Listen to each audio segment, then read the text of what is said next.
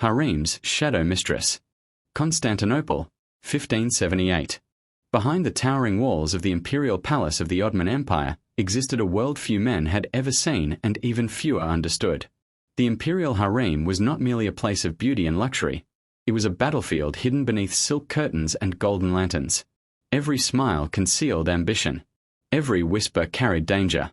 And in that hidden world, no woman held more influence than Selma Hatun. For nearly 15 years, Selma had survived the brutal politics of the harem. She had entered the palace as a frightened slave girl from the Balkans, but intelligence and patience transformed her into one of the Sultan's most trusted companions. Though she was no longer the Sultan's favorite, her authority inside the harem remained powerful. Servants obeyed her instantly. Younger concubines feared her sharp gaze more than physical punishment, because Selma understood one truth better than anyone. Beauty could open palace doors, but only power kept them open. The harem itself functioned like a kingdom within the empire. Hundreds of women lived there, concubines, servants, musicians, tutors, and royal mothers, all trapped within an invisible hierarchy controlled by rules older than memory. Every woman dreamed of rising higher, because favor from the Sultan could mean unimaginable wealth and influence. Or destruction. One autumn evening, a new group of slave girls arrived from the Black Sea region. Among them was a young Circassian girl named Leyla. The moment Selma saw her, she felt danger. Leyla was unlike the others. Her beauty was striking, but it was not only that. She carried herself with unusual calm, even inside the terrifying environment of the palace. While the other girls lowered their eyes in fear, Leyla observed everything carefully. That confidence unsettled Selma immediately. "She'll attract attention quickly," one servant whispered. Selma replied coldly, "Then she must learn how dangerous attention can be." Over the following weeks, Leyla adapted rapidly to palace life.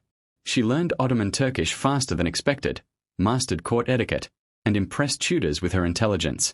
Even the older servants began speaking of her quietly. Rumors spread that the Sultan himself had noticed her during an evening musical gathering. Inside the harem, rumors were weapons.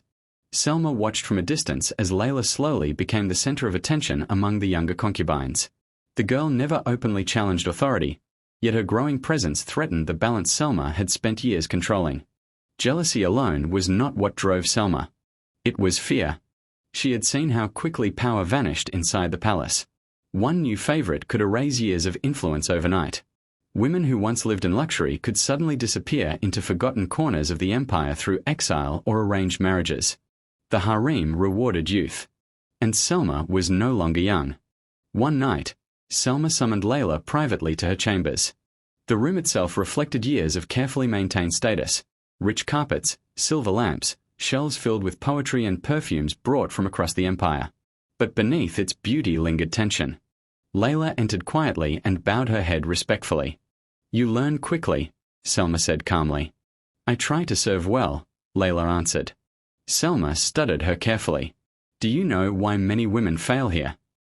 Leyla remained silent.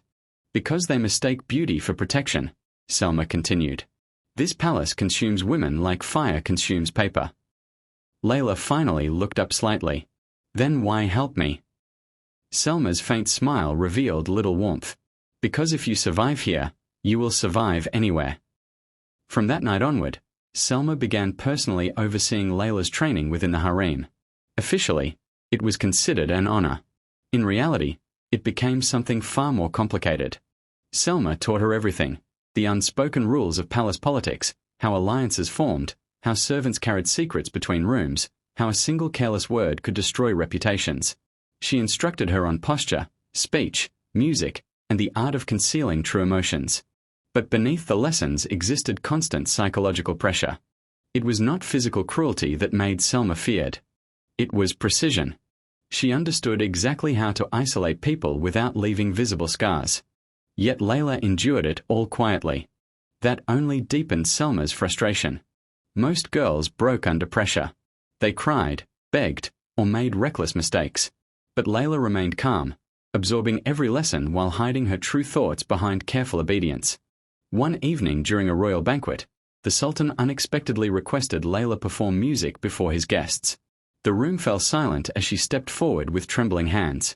Selma watched carefully from the shadows. Leyla's performance was flawless. When it ended, even the Sultan seemed impressed.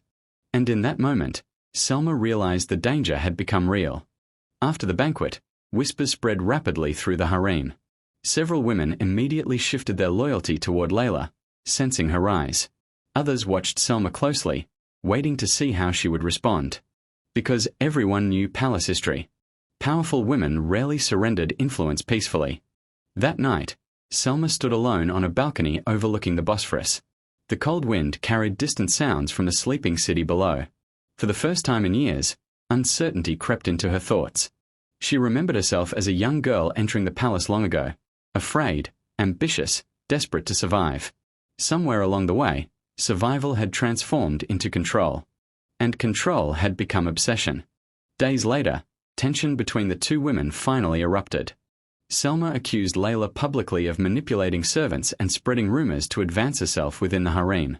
The accusation shocked everyone. Such claims could destroy a concubine permanently. But Leyla did something unexpected. Instead of denying it emotionally, she spoke calmly before the gathered women. "You taught me that survival here depends on perception," she said softly. "If everyone fears me now, perhaps it is because they learned fear from you." Silence filled the chamber. The words struck deeper than open rebellion ever could. For the first time, several women looked at Selma not with loyalty, but with doubt.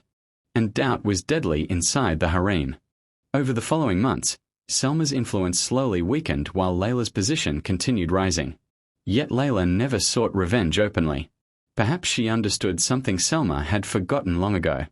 Power inside the palace was temporary for everyone. Years later, historians would record little about either woman. Official records of the Ottoman court rarely captured the true struggles hidden within the harem walls. But stories survived through whispers passed between generations.